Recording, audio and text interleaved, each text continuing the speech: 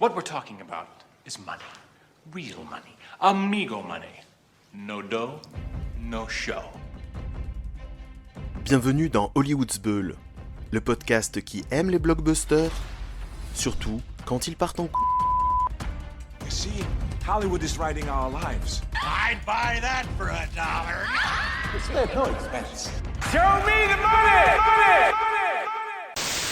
Chères auditrices et chers auditeurs, jusqu'ici dans Hollywood's Bull, nous nous sommes principalement intéressés aux stratégies commerciales des majors historiques pour leur production dont la majeure partie des recettes se fait dans le circuit classique des salles de cinéma. Mais il fallait bien qu'à un moment ou un autre, on s'intéresse à un circuit parallèle, celui des plateformes SVOD, qui comptent également à leur catalogue quelques superproductions au budget comparable à celles visibles sur grand écran. Ainsi, le mois dernier, Netflix a enfin sorti The Electric State, divertissement de science-fiction signé Anthony et Joe Russo, dont le tournage avait commencé en 2022. Et les médias spécialisés n'en sont pas revenus d'apprendre que le budget de The Electric State s'élevait à 320 millions de dollars, un budget comparable à celui d'Avengers Infinity War, Fast and Furious 10 ou encore du dernier opus d'Indiana Jones. The robot rights movement gathered steam today as thousands of robots descended on St. Louis to listen to a fiery speech made by former Planters promotional bot, Mr. Peanut. We were built to think, but now they don't want us to. We were built to work, but never for ourselves. Our destiny isn't theirs to decide. It's ours to fight for. My toaster breaks, I get a new toaster. What in time? That's murder. Do you hear yourself? No, It's bots murder. have an on-off Let me switch. finish. We deserve the right to liberty, deserve freedom from servitude. They deserve the right to work for me when I No. plug them in.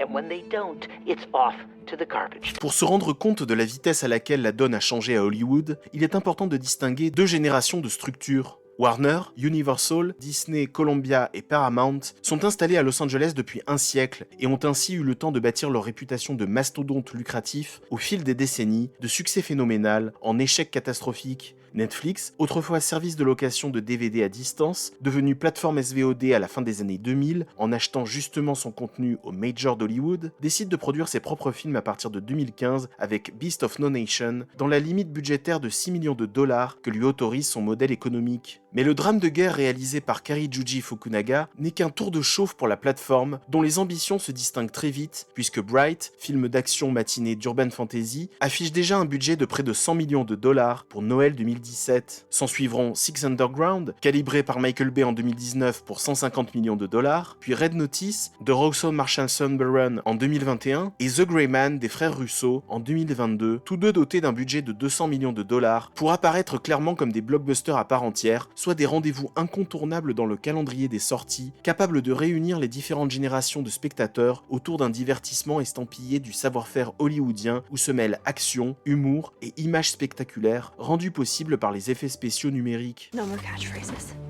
No more Cosmo bullshit. You died, and now you're here. How did this happen? Are you a robot now? But you're alive. You're out there. The real you is out there somewhere. Si les blockbusters Netflix cumulent les heures de visionnage à travers le monde, unité de mesure servant à la plateforme pour communiquer sur ses succès, on ne peut pas dire pour autant que ces productions aient laissé des souvenirs profonds dans la mémoire collective, comme dans la culture populaire, contrairement à Jurassic Park, Titanic, Harry Potter, Avatar et autres monuments que les spectateurs continuent de chérir dans leurs multiples éditions Blu-ray et DVD ou lors de leurs nombreuses rediffusions télé. Vous m'opposerez qu'il faudrait se laisser un peu de temps avant d'être fixé sur la postérité des récents blockbusters Netflix, ce que je peux tout à fait entendre, mais tout de même, passons en revue les propositions contenues dans ces divertissements. Bright est un buddy movie prenant place dans un univers imaginaire, une recette déjà éprouvée par Will Smith avec Men in Black et Wild Wild West, à la différence qu'en 2017, Smith n'avait plus exactement l'aura de coolitude qu'il avait dans les années 90 et 2000. Six Underground est un énième actionneur suivant un énième commando d'élite au-dessus des lois, sur lequel le tonitruant Michael Bay est contraint de se rabattre après avoir essoré la licence Transformers et à défaut d'offres plus alléchantes de la part des majors dans la même catégorie budgétaire. Red Notice est une comédie d'action et un heist movie, un film de casse porté par un trio d'acteurs supposés bankable, Dwayne Johnson, Ryan Reynolds et Gal Gadot, et The Gray Man est un film d'action et d'espionnage quelque part entre James Bond et Jason Bourne, sans posséder d'identité aussi forte que celle distinguant ces deux franchises. You're a kid. You're a genius. Yeah, I am. It's a bot? A Cosmobot? How'd you get down here? Back your truck. Hey, Lemonhead, you looking for trouble? Back off. Kid Cosmo's your pal. What the hell are you doing in the back of my truck? What do you want? There's trouble on the moon. We need to get to the X. Who said anything about going to the X? You did. And he did.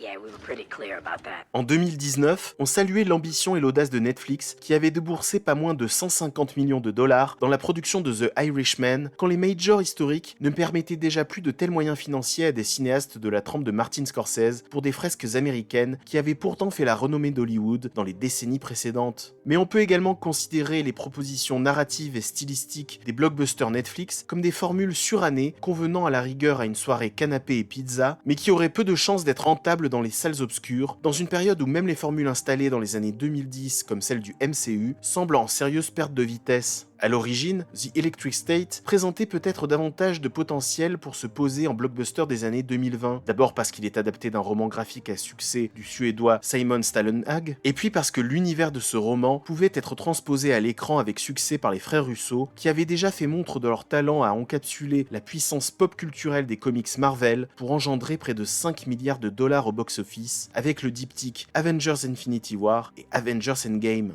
Et comme on ne prête qu'aux riches dans ce monde cruel, Netflix a dépensé sans compter pour le script de Christopher Marcus et Stephen McFeely, scénaristes des films Avengers, et pour composer son casting d'acteurs et d'actrices populaires du moment, Millie Bobby Brown, Chris Pratt, Ke Huy Quan, Giancarlo Esposito ou encore Anthony Mackie. Sachant qu'à contrario d'un film sortant en salle, il est difficile d'évaluer les retombées économiques de The Electric State, Netflix ne pouvait donc pas proposer aux personnalités associées au projet un intéressement sur les recettes et dut par conséquent signer des chèques généreux en amont du projet. Un cercle vicieux dans les dépenses de la plateforme qui explique notamment le budget surprenant du flic de Beverly Hills 4, 150 millions de dollars, en partie explicable par les accords financiers avec Paramount, détenteur de la franchise, et Eddie Murphy, tête d'affiche indissociable de cette franchise, alors que là encore, la nouvelle enquête d'Axel Foley n'affiche pas l'envergure d'un blockbuster qui aurait mérité une sortie en salle. Oh, humans are the same. Selfish and lazy. Once you figure that out, little girl, you'll live a much simpler life. Come on. Young lady, I would not advise you to go out there at night. I really don't care about what you would advise. You think you're building something special here? You're just like everyone out there. Pourtant, in fine, le savoir-faire supposé des frères Russo en matière de grand divertissement pop n'est absolument pas perceptible dans The Electric State. Hormis les effets spéciaux donnant envie à des robots au design plutôt inspiré, il ne reste pas grand-chose à sauver de cette aventure aux péripéties et aux rebondissements attendus qui essaie de faire sa place quelque part entre Ready Player One et The Creator. Le pire est qu'en partant d'une histoire de robotique dont l'objectif est de révéler un récit à visée universelle plein d'émotions et d'humanité, le film apparaît au contraire comme une production aseptisée, déshumanisée, dévitalisée, au point de laisser une impression macabre et franchement déprimante. D'ailleurs, une majeure partie du casting semble totalement perdue dans l'interprétation des personnages, certains comme Stanley Tucci et Giancarlo Esposito se raccrochant à leur jeu standard, frôlant l'auto-caricature, d'autres, comme Millie Bobby Brown, peinant à exprimer des émotions à cause de la dramaturgie superficielle et posée dans des dialogues consternants de banalité. Malgré l'argument d'une uchronie située dans les années 90, qui semble avant tout là pour jouer sur la fibre nostalgique des générations X et Y, certains spectateurs et critiques semblent avoir trouvé la grille de lecture pour apprécier The Electric State pour ce qu'il est en fin de compte, à savoir un film pour enfants.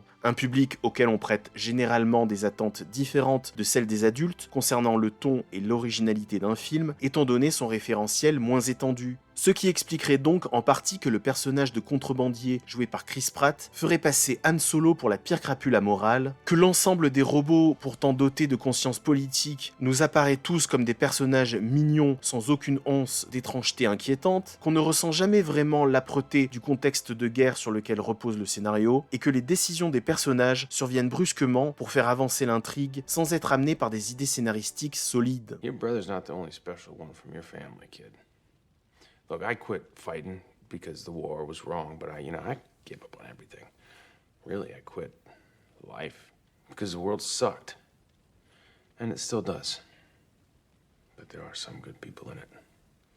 And some of them wouldn't know how to quit even if you paid them. Netflix aura certainement du mal à justifier le budget pharaonique de The Electric State après son accueil peu enthousiaste, et surtout si le public l'oublie rapidement au bout d'à peine quelques mois, pour associer davantage la renommée et le saut de qualité Netflix à des productions moins coûteuses. On peut alors se demander si la plateforme s'autorisera des productions aussi chères que celle-ci, si son impact n'est finalement guère plus perceptible que celui de productions 3 à 4 fois moins coûteuses, comme La Petite Nemo, La Demoiselle et le Dragon ou Adam à travers le temps. Netflix développe actuellement 2 films adaptant l'univers de fantasy de la saga littéraire du monde de Narnia. On sait déjà que cette adaptation est confiée à Greta Gerwig, auréolée du succès de Barbie, mais on ne sait pas encore à combien s'élèvera le budget au final, ni si la réalisatrice se focalisera sur les attentes des enfants, ou si elle réussira à trouver la recette pour intéresser un public intergénérationnel. A contrario de Disney couplé à Marvel et Star Wars, ou de Warner puisant dans le Wizarding World d'Harry Potter, il manquait jusqu'ici une franchise à Netflix dans la logique marketing de pré-awareness où le nom du produit est déjà associé à une histoire avec le consommateur. Soit la plateforme allait chercher une franchise chez Paramount